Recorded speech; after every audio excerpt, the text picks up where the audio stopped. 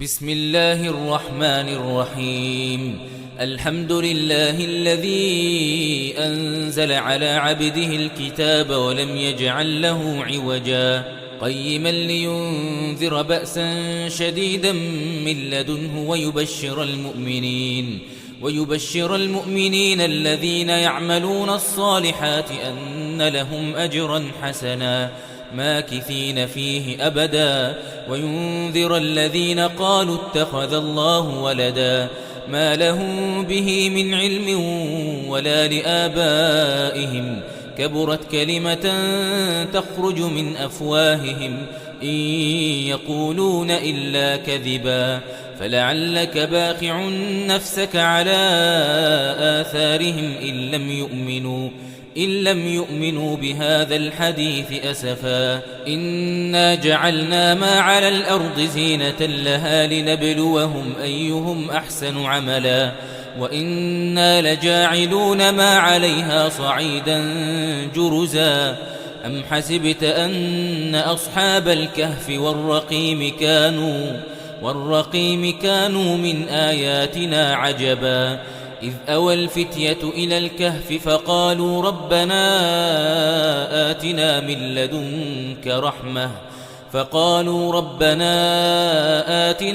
لدنك رحمة وهيئ لنا من أمرنا رشدا فضربنا على آذانهم في الكهف سنين عددا ثم بعثناهم لنعلم أي الحزبين أحصى لما لبثوا أمدا نحن نقص عليك نبأهم بالحق إنهم فتية آمنوا بربهم وزدناهم هدى وربطنا على قلوبهم إذ قاموا فقالوا ربنا رب السماوات والأرض لن ندعو من دونه إلها لقد قلنا إذا شططا هؤلاء قومنا اتخذوا من دونه آلهة لولا يأتون عليهم بسلطان بين فمن أظلم ممن افترى على الله كذبا وإذ اعتزلتموهم وما يعبدون إلا الله فأووا إلى الكهف ينشر لكم ربكم من رحمته ويهيئ لكم من أمركم مرفقا وترى الشمس إذا طلعت تزاور عن كهفهم ذات اليمين وإذا غربت تقرضهم ذات الشمال وهم في فجوة منه ذلك من آيات الله من يهد الله فهو المهتد ومن يضلل فلن تجد له وليا مرشدا وتحسبهم أيقاظا وهم رقود ونقلبهم ذات اليمين وذات الشمال وكلبهم باسط ذراعيه بالوصيد لو اطلعت عليهم لوليت منهم فرارا ولملئت منهم رعبا وكذلك بعثناهم ليتساءلوا بينهم قال قائل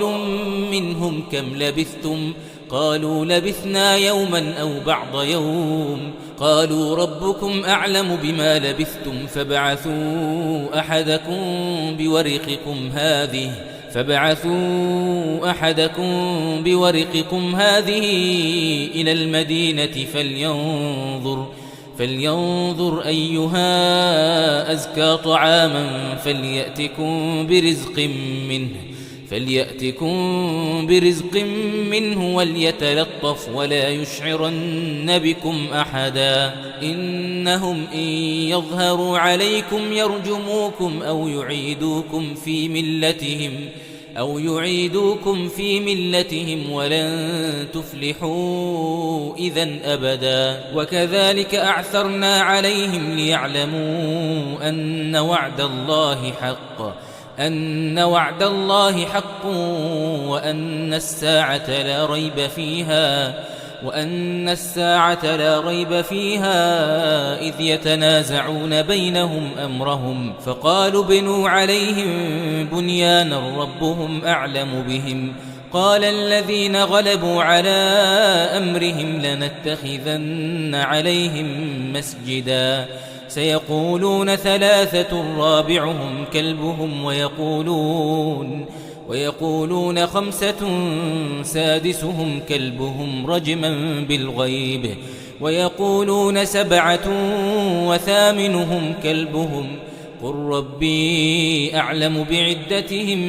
ما يعلمهم إلا قليل فلا تمار فيهم إلا مراء ظاهرا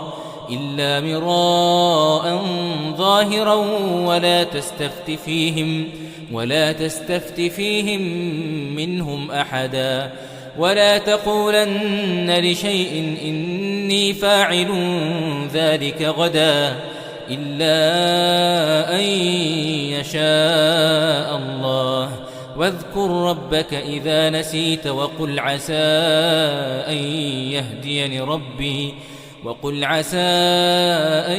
يهديني ربي لأقرب من هذا رشدا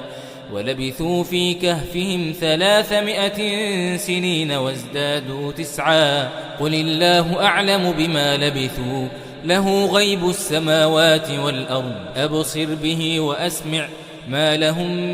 من دونه من ولي ولا يشرك في حكمه أحدا واتل ما أوحي إليك من كتاب ربك لا مبدل لكلماته ولن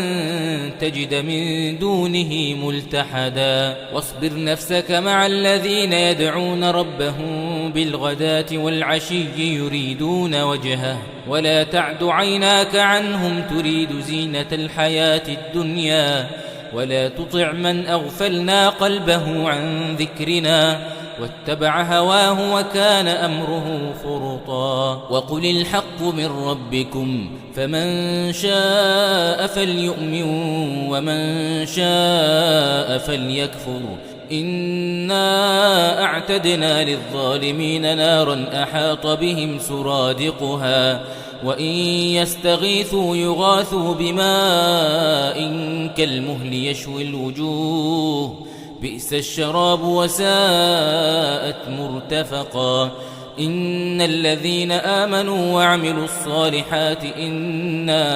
إنا لا نضيع أجر من أحسن عملا أولئك لهم جنات عدن تجري من تحتهم الأنهار يحلون فيها من أساور من ذهب ويلبسون ثيابا خضرا من سندس واستبرق متكئين فيها على الأرائك نعم الثواب وحسنت مرتفقا واضرب لهم مثل الرجلين جعلنا لأحدهما جنتين من أعناب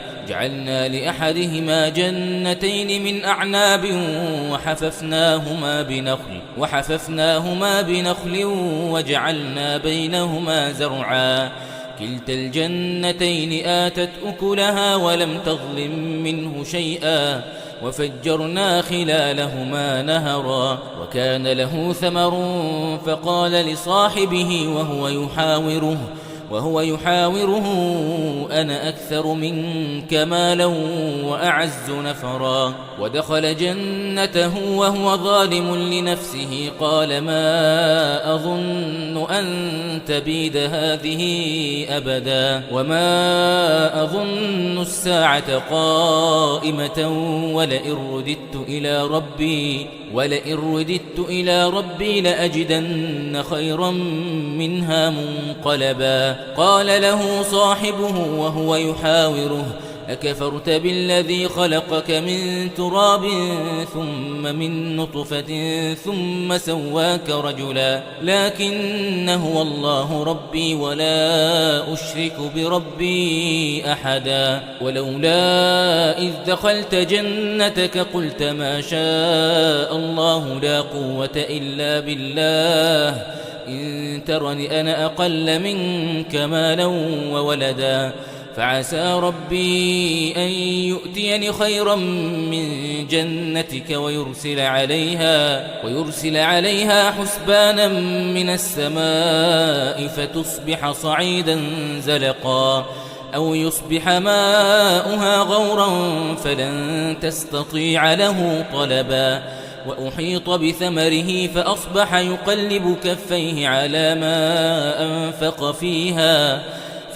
يقلب كفيه على ما أنفق فيها وهي خاوية على عروشها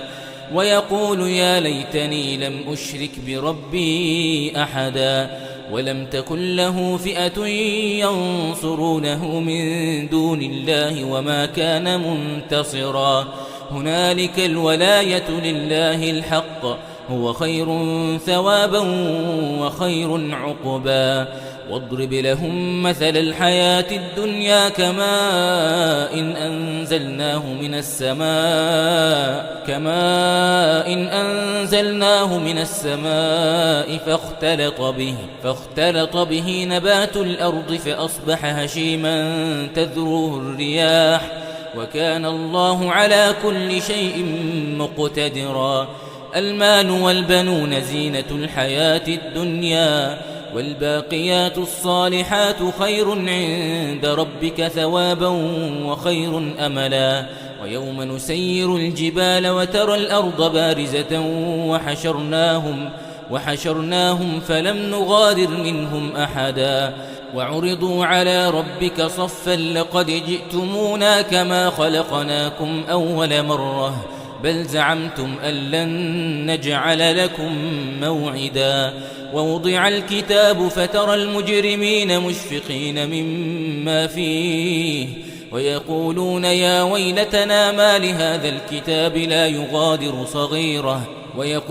يا ويلتنا ما لهذا الكتاب لا يغادر صغيرة ولا كبيرة إلا أحصاها ووجدوا ما عملوا حاضرا ولا يظلم ربك أحدا وإذ قلنا للملائكة اسجدوا لآدم فسجدوا إلا إبليس كان من الجن ففسق عن أمر ربه أفتتخذونه وذريته أولياء من دوني وهم لكم عدو بئس للظالمين بدلا ما أشهدتهم خلق السماوات والأرض ولا خلق أنفسهم وما كنت متخذ المضلين عضدا ويوم يقول نادوا شركائي الذين زعمتم فدعوهم فلم يستجيبوا لهم وجعلنا بينهم موبقا ورأى المجرمون النار فظنوا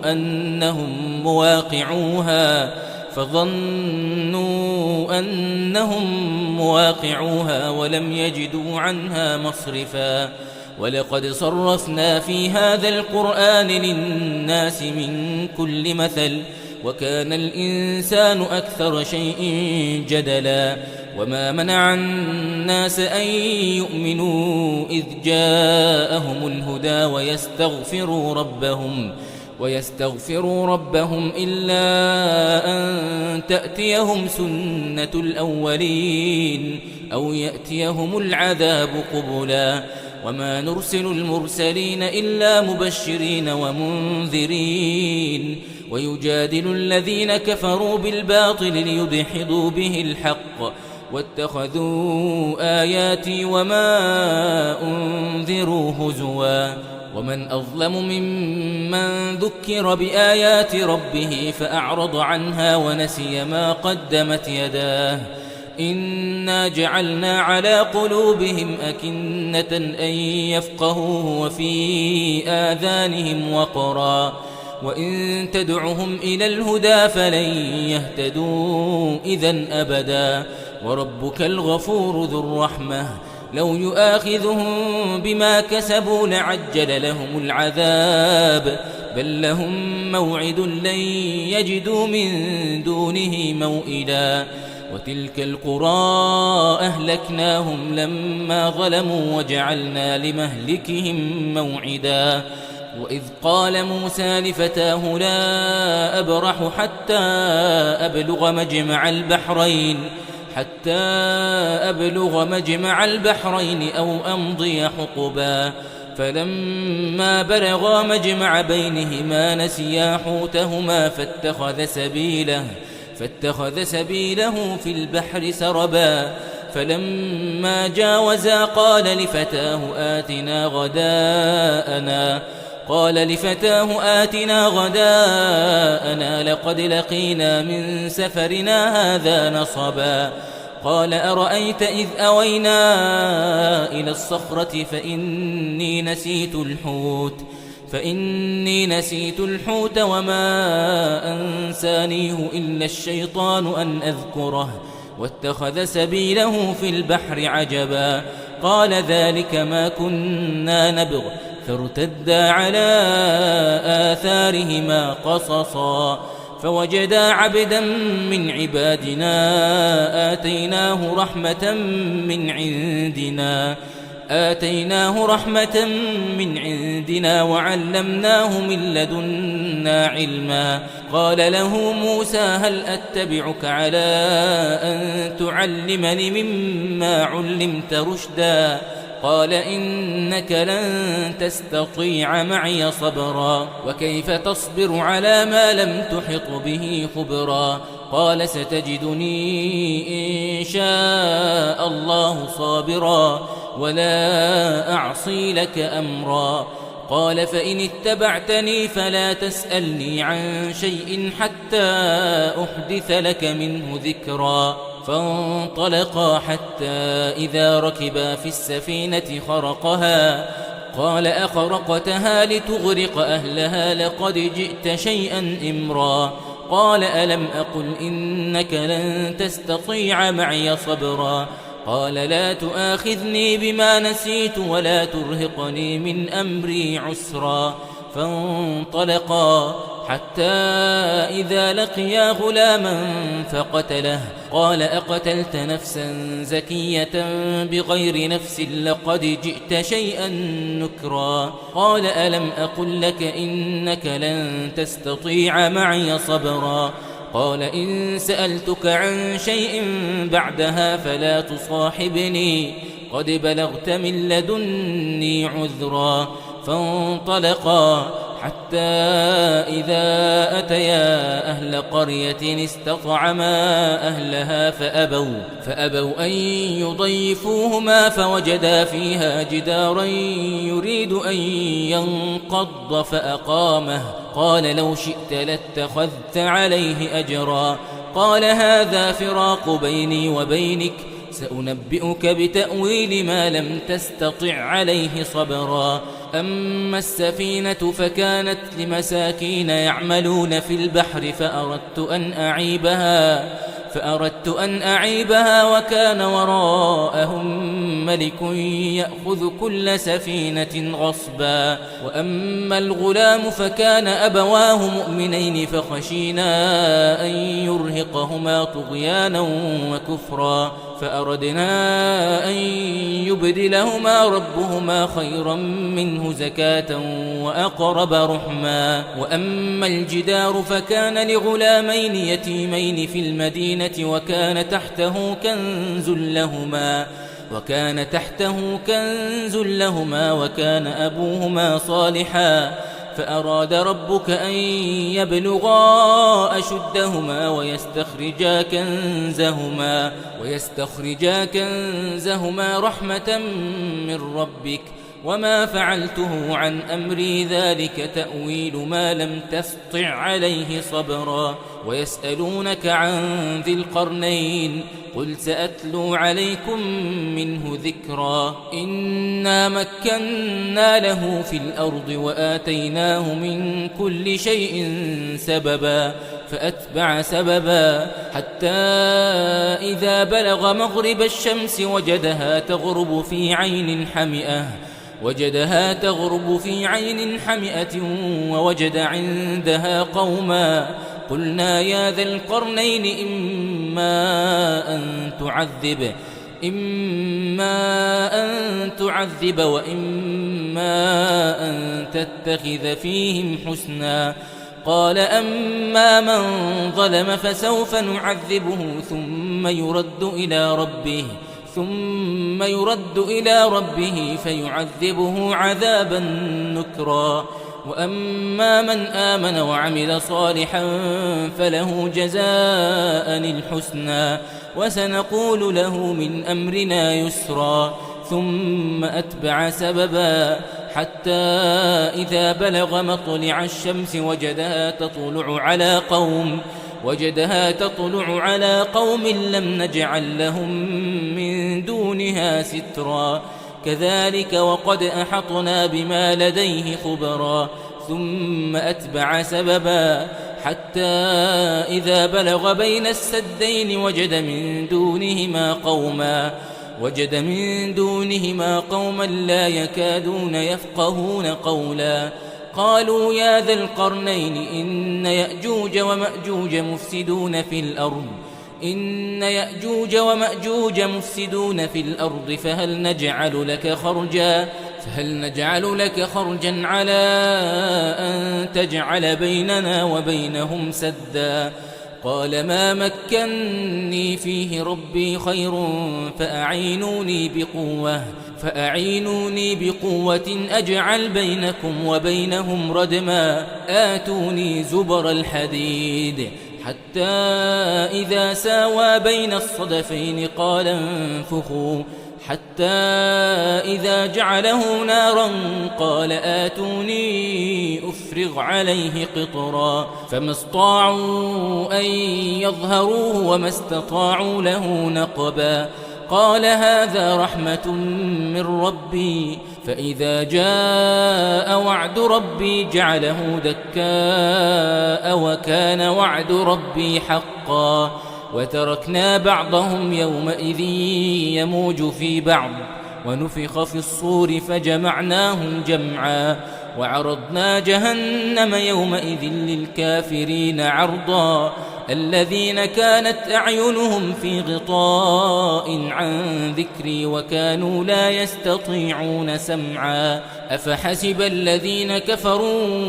أن يتخذوا عبادي من دوني أولياء إنا أعتدنا جهنم للكافرين نزلا. قل هل ننبئكم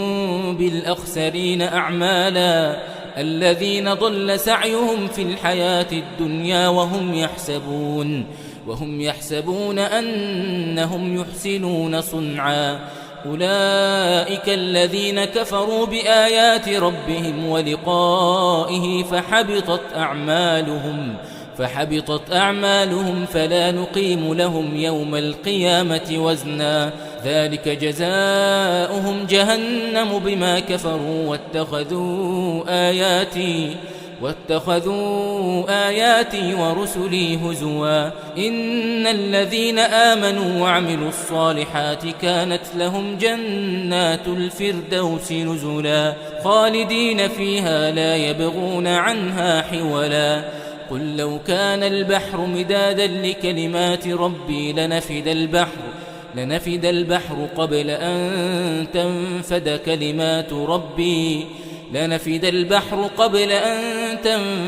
كلمات ربي ولو جئنا بمثله مددا. قل إنما أنا بشر مثلكم يوحى